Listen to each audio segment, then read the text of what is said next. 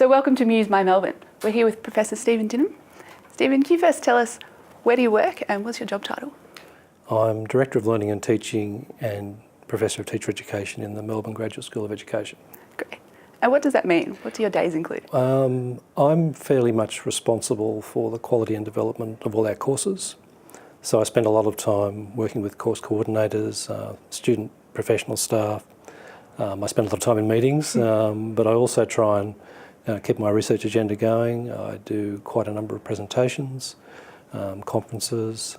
I do consultancy work with some of the key bodies in education in Australia and overseas.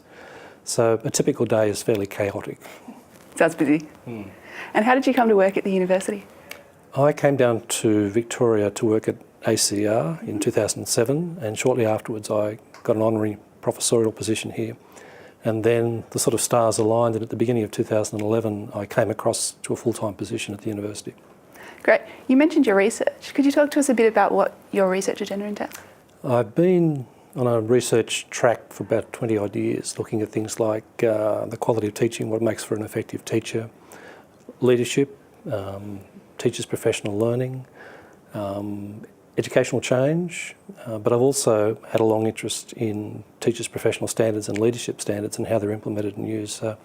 Increasingly I've been involved with the development of the national teaching standards and also the national principal standards. So I do a lot of work around those areas of, these days, the professional development of principals and aspiring leaders.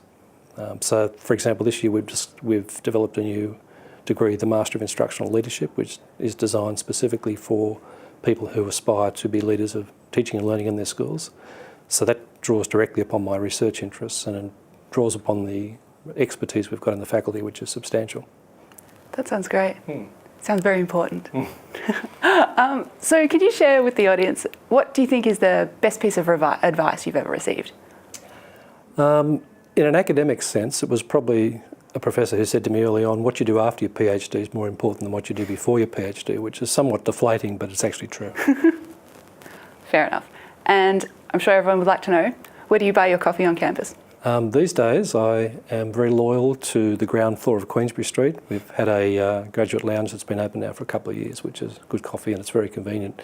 And it's actually been an excellent space for staff and students to sort of mingle and have informal meetings and all those sorts of things. I've been down there a couple of times, it's beautiful. It's great. And if you could just share, what's your favourite thing about working at the university? I like the fact that it is a very well-established, well-respected university. We have great staff. I think that's probably the main asset for me. We have great staff and we manage to attract great students. So if you put those two things together, you can do some great things. Great. Thank you for your time. Pleasure.